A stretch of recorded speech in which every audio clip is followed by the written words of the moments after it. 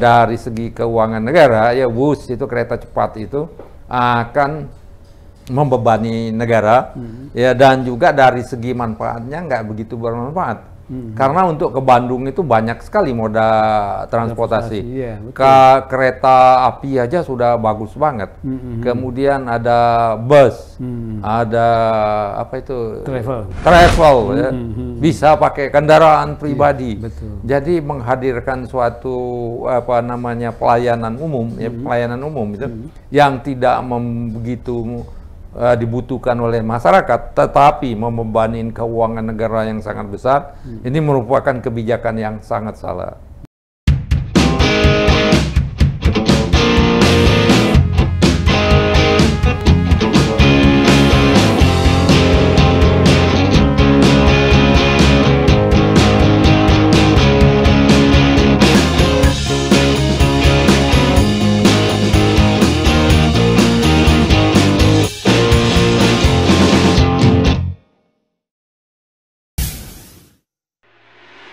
Bismillahirrahmanirrahim. Assalamualaikum warahmatullahi wabarakatuh. Pemirsa Masyumi TV, kita jumpa lagi sore hari ini di studio Masyumi TV Jalan Matraman Raya nomor 64 Jakarta Timur.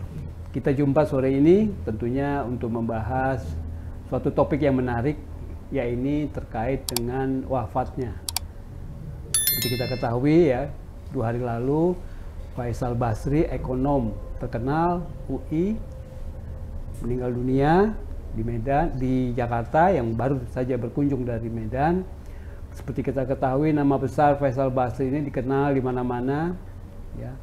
Bahkan sejak dulu saya waktu masih aktif wartawan itu sering mewawancari beliau almarhum. Jadi paham betul bagaimana pemikiran, bagaimana kritisnya beliau ini. Dan seperti kita ketahui juga, beberapa waktu lalu, periode-periode awal Jokowi, dikenal Faisal Basri masih dekat dengan Jokowi. Tapi kemudian, mungkin setelah menilai pemerintahan Jokowi agak menyimpang, Faisal Basri ini yang saya ketahui kemudian selalu bersikap kritis kepada rezim ini. Sampai almarhum dipanggil oleh Allah Subhanahu wa Ta'ala. Nah, untuk itu kita kehadiran tamu di studio, Bapak Almizan Ulfa. Assalamualaikum Pak Almizan. Waalaikumsalam Pak Ahmad Heri. Ya, beliau ini adalah ex-peneliti di Kementerian Keuangan.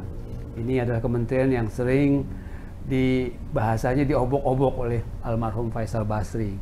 Bagaimana kira-kira pendapat Pak Almizan ini tentang Faisal Basri almarhum yang terkenal nama besarnya, yang sangat-sangat kritis dan tanpa tereng aling-aling?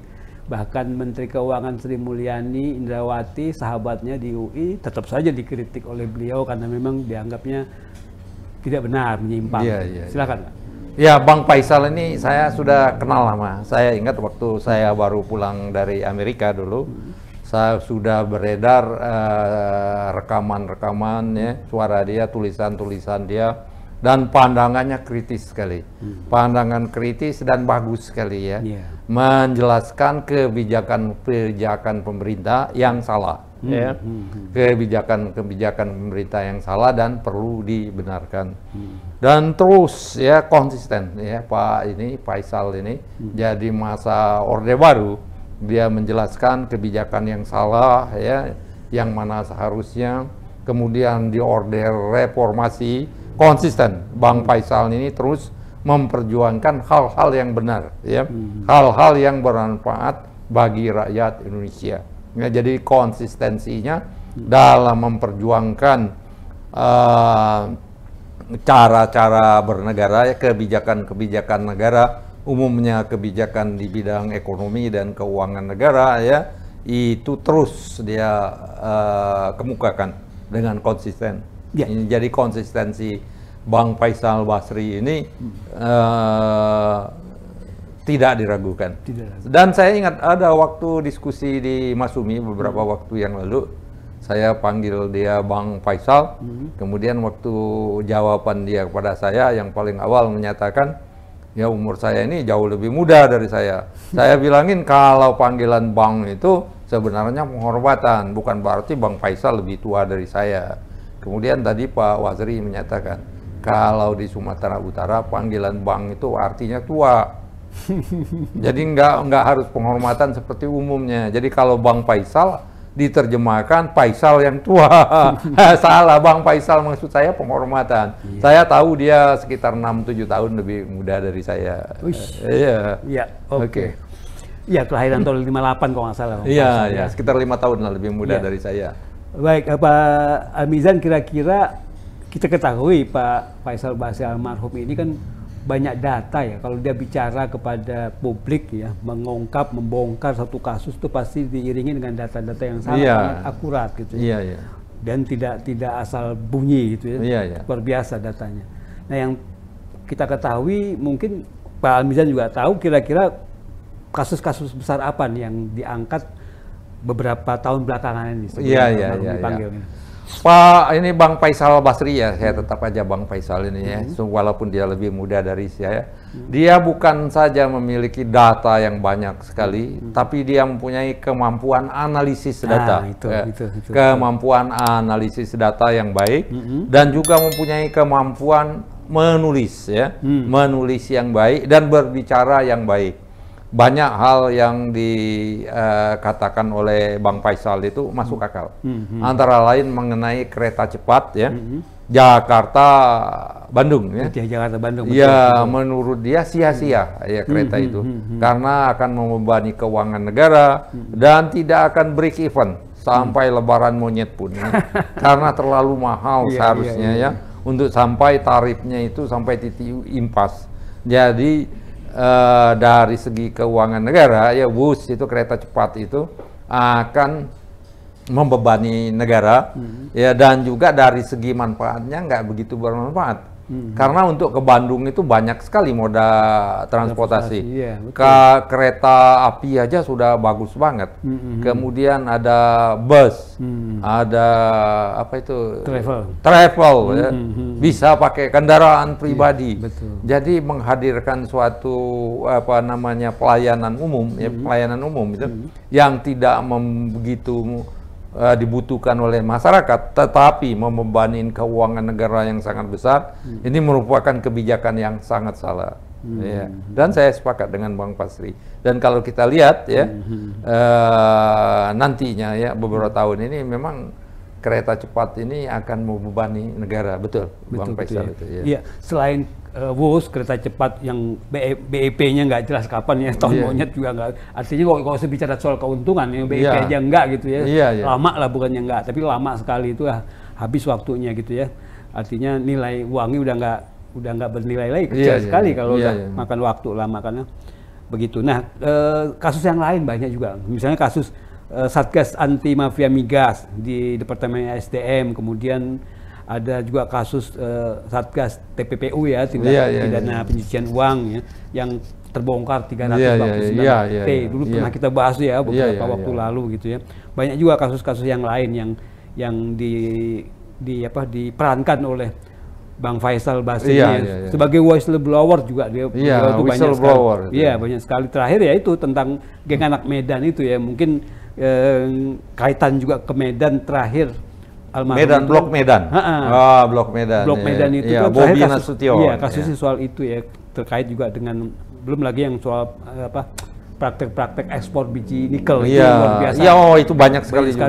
Itu dibongkar sama Bang Faisal. Persoalannya, pertanyaan saya, beliau ini pengamat, pakar, konsultan, tapi bukan pengamat konsultan Wanipiro. Nah, itu yang hebatnya gitu. Yang Wanipiro yang bisa dibayar. Iya, betul, ya konsisten. Itu gimana soal ya konsistensi beliau tadi itu yang tadi udah diungkap oleh Pak Ali itu. Sekarang ini kan banyak tuh pengamat, konsultan yang Wanipiro. Yang ini kan negara demokrasi sebenarnya. Di negara demokrasi ini orang-orang seperti Bang Faisal itu sangat diperlukan ya. Untuk bisa membuat pengambil kebijakan itu takut ya. Begitu dia bersuara ya, rakyat tahu bahwa kebijakan yang ada itu salah ya. Dan ketika dikatakan itu salah, seharusnya buru-buru diperbaiki. Ya, banyak sekali mengenai nikel, segala smelter, segala. Ya, yang jadi masalah ya. Analisis yang disajikan oleh Bang Faisal dan banyak ekonom yang lain ya, kemudian data yang disajikan itu benar ya disajikan tapi tidak mempengaruhi pengambil kebijakan. Jadi jalan aja ya. Jadi mirip-mirip. Anjing menggonggong, kafilah berlalu. Ini kenapa ya? Ini yang penting di negara demokrasi ya, yang sudah mapan, orang-orang seperti ini Bang Faisal ini sangat didengar oleh pengambil kebijakan. Karena apa yang dikatakan orang-orang seperti Bang Faisal ini didengar oleh rakyat. Dan ya penguasa itu karena tunduk pada rakyat di negara demokrasi yang baik itu sangat takut kepada rakyat. Jadi kita enggak, ini jadi masalahnya. Jadi walaupun Bang Faisal ini udah puluhan tahun terus ya menyuarakan hal-hal yang salah ya, hal-hal yang salah ini tidak kunjung diperbaiki ya. Padahal kita negara demokrasi. Nah, ini yang lebih penting karena orang-orang seperti Pak Faisal kan banyak ya, seperti Rizal Ramli, Antoni, ya sekali Refli Harun dan lain-lain ya, banyak sekali itu bersuara, tapi ini nggak begitu didengarkan oleh pemerintah. Nah, karena pemerintah ya, pemerintah ini ruling parties ya, termasuk pemerintah dan DPR ya. Karena pemerintah kita nggak takut dengan rakyatnya ya. Jadi apa yang dikatakan oleh Bang Faisal ini akan sangat bermanfaat karena rakyat mengerti bahwa yang dikerjakan itu salah. Kalau yang salah ini tidak diperbaiki, penguasa ini akan kena sanksi oleh rakyat. Kena sanksi melalui pemilihan umum ya. Mereka tidak terpilih lagi, tidak terpilih menjadi anggota DPR lagi, tidak terpilih menjadi gubernur, bupati, apalagi presiden. Tapi masalahnya yang suara-suara Bang Faisal ini yang menggema didengar orang-orang yang seperti kita aja, ya? Yang seperti kita yang paham ya. Mayoritas rakyat kita nggak mengerti apa yang dikatakan oleh Bang Faisal ini. Ya. Jadi walaupun dikatakan salah, ya ini harus diperbaiki, mayoritas rakyat kita nggak mengerti apa yang dikatakan oleh Bang Faisal. Jadi waktu pemilihan umum, orang-orang yang salah, orang-orang yang tidak beretika, orang-orang yang tidak bekerja dengan baik untuk rakyat dipilih kembali. Terpilih kembali, terpilih. Karena rakyatnya nggak tahu. Gitu. Karena rakyatnya nggak tahu. Ini nih masalah demokrasi. Jadi Bang Faisal ini kalau kita katakan secara umum, right man in the wrong place. Orang yang benar tapi di tempat yang salah. Ya? Nggak didengar. Yang mengerti apa yang dikatakan oleh Bang Faisal orang-orang seperti kita. Yang orang-orang seperti kita ini minoritas. Mungkin sekitar 10% atau berapa. Kita pun ya berniat menghukum pemerintah ruling party itu nggak akan berdaya karena suara kita hanya 10%. Sama suara dari 1.000 guru besar, ya 1.000 guru besar UGM, 1.000 guru besar UI, 1.000 guru besar Universitas Pajajaran, jumlahnya kan hanya 3.000. Sedangkan masyarakat kita yang menentukan 30 juta, 60 juta. Nah, iya. Itu bagus sekali Pak Ustadz. Maksudnya kenapa misalnya seperti contoh Bang Faisal sudah mengkritik habis pemerintah, tapi pemerintah seperti kafilah ya. Anjing menggonggong kafilah. Nggak mau sama sekali nggak mau menjalankan apa yang disarankan, apa yang menjadi temuan Bang Faisal contohnya gitu. Sementara rakyat yang kebanyakan justru nggak paham apa yang disampaikan. Artinya mungkin pemerintah melihatnya masyarakat banyak aja cuek kok nggak memprotes seperti itu kan. Ditambah lagi ya untuk kasus pemilu misalnya pada saat-saat pemilu adanya politik uang yang mungkin itu yang membuat diri masyarakat. Artinya pejabat atau anggota dewan yang terpilih itu lagi yang memang sebetulnya kurang bagus lah ya artinya. Jadi masyarakat itu selain dari tidak begitu paham, mereka juga karena racun politik uang. Jadi keadaannya yang begitulah. Negara kita nggak maju-maju. Betul. Negara kita menuju Indonesia cemas 2045. Jadi artinya memang harus ada apa yang kira-kira merevolusi mental kalau misalnya betul-betul waktu awal-awal Jokowi menyampaikan soal revolusi mental dijalankan itu mungkin bisa bisa ya, artinya entah bagaimana materi revolusinya, revolusi mentalnya, tapi kita kurang paham. Tapi yang pasti memang perlu perubahan sikap secara revolusioner gitu, sikap karakter bangsa kita ini yang tidak mudah misalnya dipermainkan dengan uang gitu ya dalam berpolitik gitu kan pada saat pemilu gitu. Nah itu yang saya garis bawahi, orang-orang seperti Bang Faisal ini kan banyak sebetulnya yang tapi suaranya kurang didengar. Hanya yang menonjol dari Bang Faisal ini itu tadi, bukan pengamat atau mungkin ahli ekonomi yang berani wani pironya itu, artinya mau bayar berapa gitu kan, seperti konsultan atau pengamat atau pakar yang lain. Itu yang menarik, yang kita contoh ya kebaikan dan sikap yang tidak ini. Kira-kira ada nggak tokoh lain selain Bang Faisal ya, kalau misalnya? Banyak tapi ya? Ini Bang Faisal ini walaupun belum berhasil ya selama berapa 30 tahun, mungkin tahun 90, sekarang 2024 ya, 34 tahun bersuara, tapi saya kira sedikit sekali suara dia didengar itu. Ini tidak akan sia-sia, memang perjalanannya panjang ya.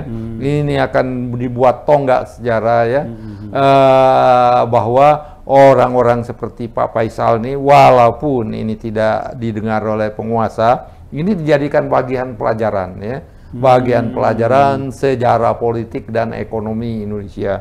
Orang-orang seperti Bang Faisal ini banyak banyak kita dengar ya, ya termasuk almarhum Rizal Ramli ya. Sekarang itu tokoh-tokoh Antoni Budiawan, kemudian banyak sekali ya ekonomi itu yang berbicara, kalau kita lihat itu kritis gitu ya, ya kritis, objektif. Mereka berdasarkan data dan menganalisa data itu dengan baik ya. Kemudian ada Ihsanuddin Nursi ya, banyak. Tapi suara mereka ini tenggelam seperti berteriak di tengah lautan ya. Ya itu. Karena kalau di negara demokrasi orang berbisik aja, ya katakanlah, ya berbisik aja pemerintah itu sudah takut, ya takut. Harusnya. Karena manusia biasa, manusia biasa itu ingin terus berkuasa, ingin terus dapat uang yang banyak, ya. Dan untuk tetap berkuasa itu harus dipilih kembali, ya. Dipilih dalam siklus pemilihan umum. Tapi siklus pemilihan umum kita ini cacat ya. Sebagian besar rakyat kita ini tidak paham dan diracunin lagi dengan politik uang. Nah, ini yang sangat menyedihkan. Kira-kira gitu Pak Erik. Ya, terima kasih Pak Almizan. Luar biasa pembahasan tentang Bang Faisal Basri almarhum yang 2 hari lalu ya telah mendahului kita, dan kita berharap semoga Allah Subhanahu wa taala menerima amal ibadah almarhum, dan semoga juga keluarga yang ditinggalkan tabah menerimanya. Terima kasih Pak Almizan, terima kasih pemirsa Masyumi TV. Kita berharap untuk terus selalu like, subscribe, share, dan komen acara kita ini. Billahi taufiq wal hidayah. Wassalamualaikum warahmatullahi wabarakatuh.